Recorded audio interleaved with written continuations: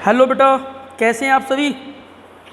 इस वीडियो में हम बात करेंगे change in profit sharing ratio वाले चैप्टर में revaluation of assets and reassessment of liability. ये टॉपिक आप पहले भी कई बार डिस्कस कर चुके हैं। आप याद करो, एडमिशन वाले टॉपिक में भी हमने असेट्स और लायबिलिटी को रीवैल्यूड और रीअसेसमेंट किया था। आप याद करो, उसमें हम क्या करते थे, जब भी असेट्स की वैल्यू बढ़ती है तो रिवैल्यूएशन अकाउंट क्रेडिट होता है, जब भी असेट्स की वैल्यू घटती है रिवैल्यूएशन अकाउंट डेबिट होता है। ठीक ऐसे ही लायबिलिटी के केस में अगर लायबिलिटी आपको कम पे करनी पड़ेगी तो ये आपको फ़ायदा हो जाएगा, रिवैल्यूएशन अकाउंट क्रेडिट होगा, और अगर आपको लायबिलिटी ज़्यादा पे करनी पड़ेगी तो ये आपके लिए नुकसान होगा, रिवैल्यूएशन अकाउंट डेबिट हो जाएगा। ठीक ऐसे ही अनरिकॉर्डेड असेट्स और अनरिकॉर्डेड लायबिलिटी के केस में होता है। अगर कोई असेट्स अनरिकॉर्डेड है तो रिवैल्यूएशन अकाउंट क्रेडिट होगा, अगर कोई लायबिलिटी अनरिकॉर्डेड है तो रिवैल्यूएशन अकाउंट डेबिट होगा। तो ये जो टॉपिक है ये बिल्कुल सेम एडमिशन और रिटायरमेंट की तरह है। तो चेंज इन पीएसआर में अगर आप असेट्स और लायबिलिटी को रिवैल्यूड करके उनके प्रॉफिट और लॉस को या तो आप डिस्ट्रीब्यूट कर देंगे, अगर आप उस प्रॉफिट और लॉस को डिस्ट्रीब्यूट कर देंगे तो नई बैलेंस शीट में जो असेट्स और लायबिलिटी हैं वो फिर रीवैल्यूएशन वैल्यू पर आएंगी, यानी कि नई वैल्यू पर वो दिखाई जाएंगी। लेकिन अगर आप असेट्स और लायबिलिटी को रिवैल्यूड करके उसके प्रॉफिट को डिस्ट्रीब्यूट नहीं करते हो और उसको एडजस्ट करते हो तो एडजस्ट करने वाली सिचुएशन में हम जो पुरानी वैल्यू होती हैं बैलेंस शीट में उन्हीं को लिखते हैं। यानी कि पार्टनर प्रॉफिट को केवल एडजस्ट करना चाहते हैं, असेट्स और लायबिलिटी की नई वैल्यू बैलेंस शीट में नहीं दिखाना चाहते। तो दो ट्रीटमेंट हो गए, या तो आप असेट्स और लायबिलिटी को क्या करके रिवैल्यूड करके उसके प्रॉफिट को डिस्ट्रीब्यूट कर लोगे या लॉस को डिस्ट्रीब्यूट कर लोगे, और या फिर आप असेट्स और लायबिलिटी को रिवैल्यूड करके उसके प्रॉफिट और लॉस को डिस्ट्रीब्यूट नहीं करोगे, आप उसको एडजस्ट करोगे। पहले वाले केस में नई वैल्यू आएंगी, दूसरे वाले केस में अगर आप एडजस्ट करते हो तो पुरानी वैल्यू को ही बैलेंस शीट में शो किया जाएगा। आई होप ये बात आपको क्लियर हो गई होगी। ठीक, क्वेश्चन नंबर 21 करते हैं, page number 4.42।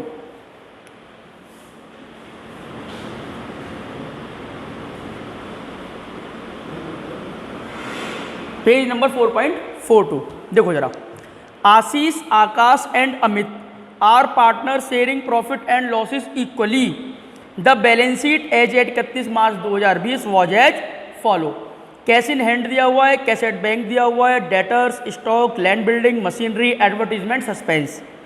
Creditors, general reserve, capital Ashish की, आकाश की और अमित की दी हुई है। The partner decide to share profit in the ratio 2:2:1 with effect from 1 April 2020।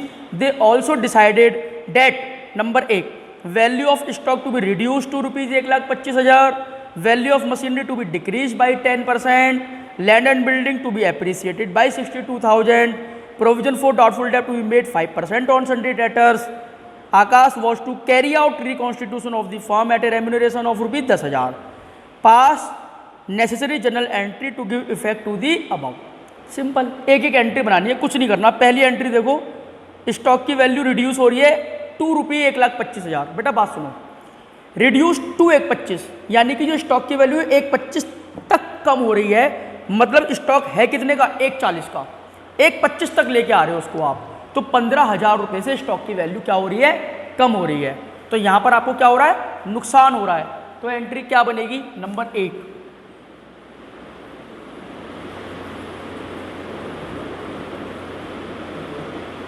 Revaluation account debit to stock account being stock revalue. बेटा 15,000 रुपये से आपको स्टॉक की वैल्यू क्या करनी है, कम करनी है। ऑफ कोर्स आप इनके फॉर्मेट जरूर खींचेंगे, जनरल के, बिना फॉर्मेट के आपको कोई भी एंट्री नहीं करनी है, ना इस टॉपिक की ना किसी और टॉपिक की, पूरी बुक में। खैर, value of machinery to be decreased by 10%, तो मशीनरी की वैल्यू 10% कम हो रही है। मशीनरी हमारे पास 2.5 लाख की है, तो एंट्री क्या बनेगी,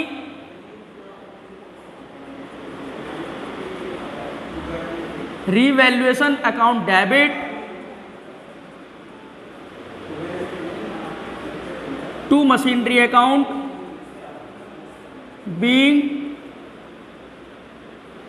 मशीनरी रीवैल्यूड। बेटा 2.5 लाख की मशीनरी है, 10% वैल्यू कम हो रही है तो 25,000 रुपये से कम हो रही है।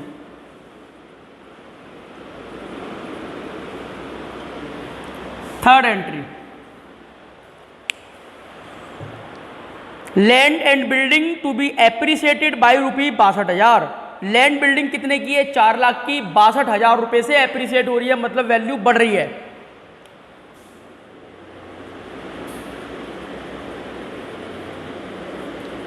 Land and building account debit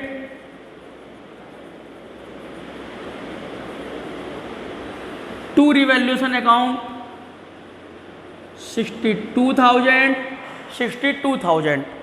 इसके आगे अगर आप चलेंगे तो हमारे पास में आ रही है फिर provision for doubtful debt to be made 5% on sundry debtors. Debtors कितने के हैं बेटा? 80,000 के। 5% की प्रोविजन बनानी है, तो प्रोविजन जब बनती है तो उनको हम करते हैं क्रेडिट।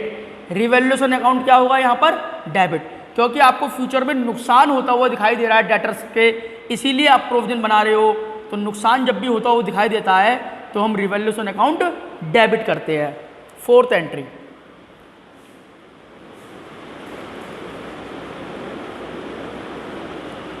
रिवैल्यूएशन अकाउंट डेबिट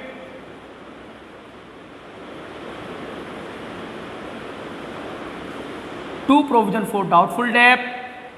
80,000 के डेटर्स हैं, 5% प्रोविजन बन रही है, 8 पंजे 40, 4,000 रुपये, 4,000 रुपये। इसके बाद में Akash was to carry out reconstitution of the firm at a remuneration. बेटा बात सुनो, हम जो भी रिवैल्यूएशन करते हैं असेट्स की और लायबिलिटी की, या फर्म का जो रिकॉन्स्टिट्यूशन का जो काम होता है, उसको करने के लिए कोई ना कोई पार्टनर को अपॉइंट किया जाता है। अब जैसे यहाँ पर आशीष, आकाश और अमित हैं, तो इनमें से आकाश को ये जिम्मेदारी दी गई कि आकाश तुम सारा रिकॉन्स्टिट्यूशन का काम देखोगे। तो आकाश ये कहेगा भैया मेरे पास थोड़ा ना इतना टाइम है। बोले नहीं नहीं आप घबराओ मत, आपके पास टाइम नहीं है, हम आपको उसकी पेमेंट करेंगे, हम आपको आपका रेम्यूनरेशन पे करेंगे। तो आकाश मेरा फिर कोई दिक्कत नहीं है, मैं ये सारे काम कर लूँगा। तो बताइए 10,000 रुपये जो हम आकाश को पे करेंगे वो हमारा रिवैल्यूएशन का खर्चा होगा या नहीं होगा? बिल्कुल, रिकॉन्स्टिट्यूशन का खर्चा है, तो इसके लिए भी हम रिवैल्यूएशन अकाउंट डेबिट करेंगे और आकाश के अकाउंट को हम क्या करेंगे? क्रेडिट करेंगे। तो एंट्री क्या बनेगी?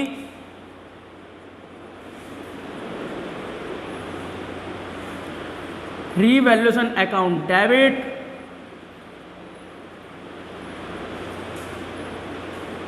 टू आकाश कैपिटल अकाउंट 10,000 रुपये, 10,000 रुपये। आई होप आपको ये क्वेश्चन क्लियर हो गया होगा। ठीक है जी, चलिए अब हम करते हैं क्वेश्चन नंबर 23। देखो जरा मेरे साथ, इसको आप नोट कर लो।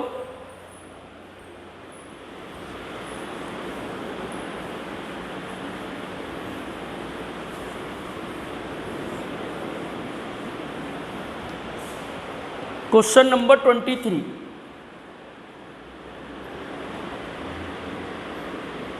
Page number 4.43। ABC are sharing profit and losses in the ratio 2:2:1. They decide to share profit with effect from 1 April 2020 in the ratio 5:3:2। तो ABC का ओल्ड है 2:2:1।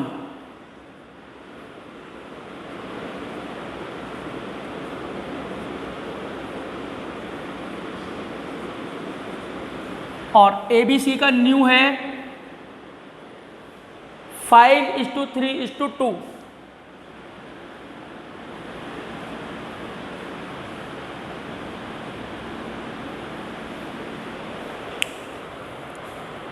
They also decide not to change the value,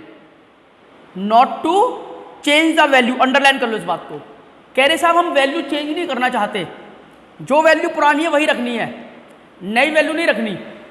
तो फिर भाई assets और liability का revaluation क्यों करा रहे हो? बोले रिवैल्यूएशन करो और जो रिवैल्यूएशन का प्रॉफिट और लॉस आए उसको एडजस्ट कर देना, उसको डिस्ट्रीब्यूट मत करना। In the books of account, the book value and revised value of assets and liability as on date change were as follow. Pass an adjustment, एक एंट्री बनानी है केवल आपको, an adjustment एंट्री। देखो जरा, पहले हम करेंगे असेट्स का नाम क्या है, उनकी बुक वैल्यू क्या है, उनकी रिवाइज वैल्यू क्या है, प्रॉफिट हो रहा है या लॉस हो रहा है, machinery, computer, sundry creditors, outstanding expense.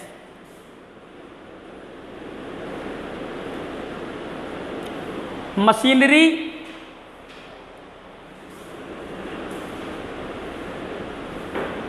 Computers,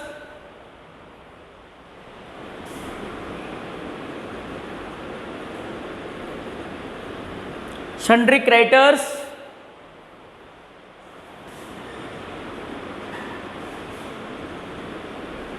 outstanding expense. इनकी बुक वैल्यू 2.5 लाख, 2 लाख, 90,000, 15,000, 2,50,000, 2,90,000 और 15,000। रिवाइज्ड वैल्यू यानी कि न्यू वैल्यू 3 लाख, 1,75,000,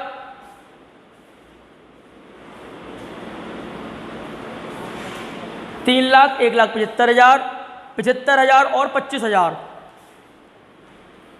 75,000 और 25,000। अब इनकी रिवाइज्ड वैल्यू क्या है,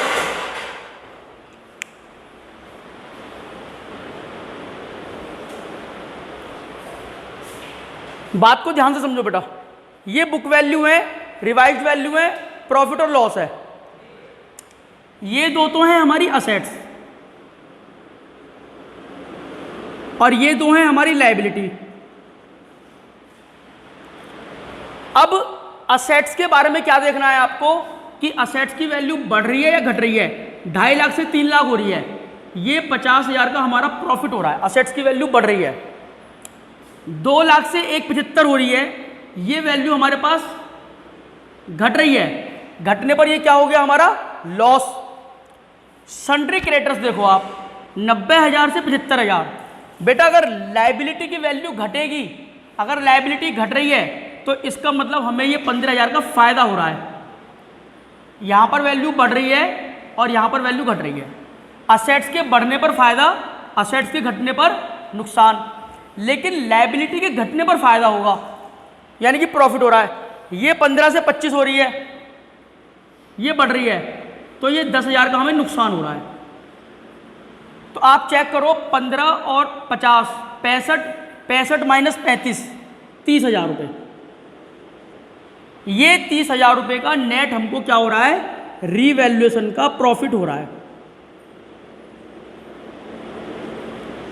रीवैल्यूएशन का प्रॉफिट हो रहा है हमें 30,000 रुपये का। क्वेश्चन ने ये कहा है कि आपको लायबिलिटी और एसेट्स की वैल्यू चेंज नहीं करनी है, आपको इस प्रॉफिट को एडजस्ट करना है। अब एडजस्ट करने के लिए हमें पहले इनका गेनिंग और सैक्रिफाइसिंग रेशो निकालना पड़ेगा।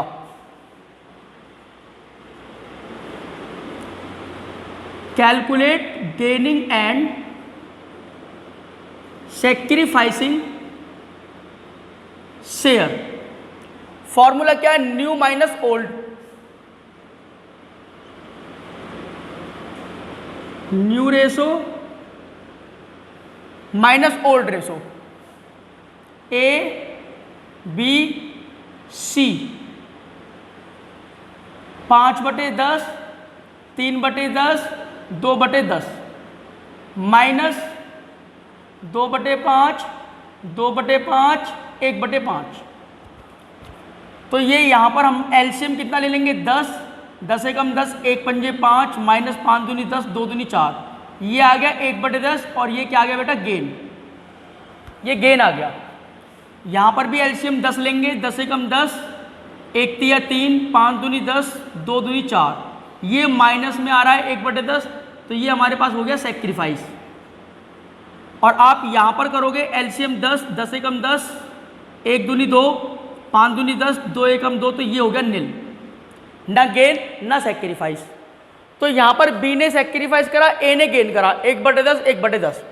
तो एंट्री क्या है हमारे पास, gaining partner capital account debit to sacrificing partner capital account. तो गेन कौन कर रहा है, ए, तो जर्नल में एंट्री क्या बनेगी, A's capital account debit to B's capital account. Narration आ जाएगा बीइंग एडजस्टमेंट एंट्री मेड। 30,000 रुपये का प्रॉफिट है, इसको एडजस्ट कर रहे हैं 1/10, 30,000 इंटू 1/10, तो ये एंट्री बन जाएंगी 3,000 रुपये और 3,000 रुपये। तो आपने यहाँ पर प्रॉफिट को और लॉस को डिस्ट्रीब्यूट नहीं करा, आपने उसको यहाँ पर एडजस्ट करा है। आई होप ये आपको क्लियर हो गया होगा, ठीक है ना। ओके बेटा, बाय।